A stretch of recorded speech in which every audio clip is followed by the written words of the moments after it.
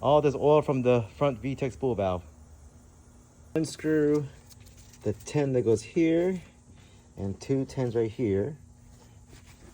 That swiggle. This whole valve comes off. I already got the alternator off, so I can make a mess and I clean it up before putting a new alternator in. But if you have an existing alternator that's working fine, I would take something to cover up the alternator to prevent any oil spilling on top of it. So, got the valve separated.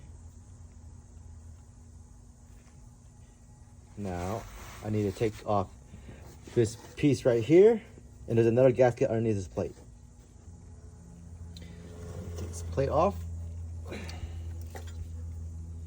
See, put this side back, and we're replacing this O-ring, this black O-ring. I had to use 2 hands earlier, but pretty much once you get it off, you can take it off, and you can see how dried up and thin it is. Now I'm gonna use some brake cleaner to clean out the surfaces, and then I'll show you the new valve. This is the part number for the front VTEC spool valve.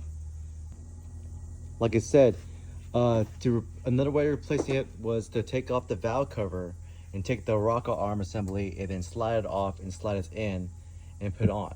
But Honda said if the gaskets are leaking, you could just take the top portion of the valve and just pretty much transplant it to the old base in the car.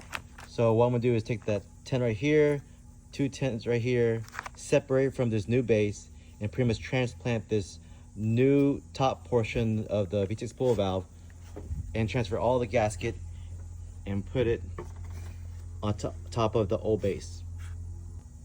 Got it separated. Take this plate off and then take this gasket out.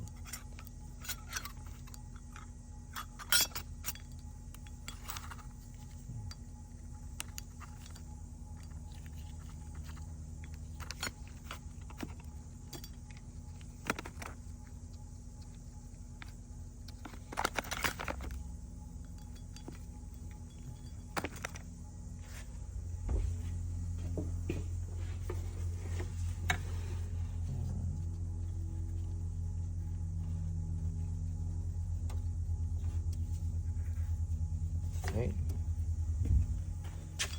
Don't forget that plate.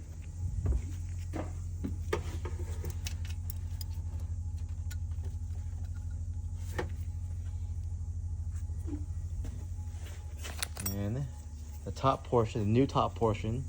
So we're going to reuse the old base.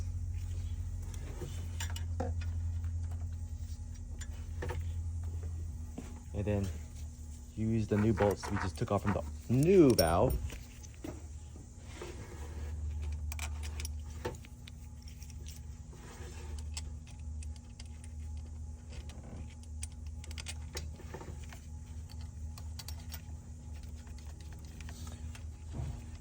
Okay, let me screw it on.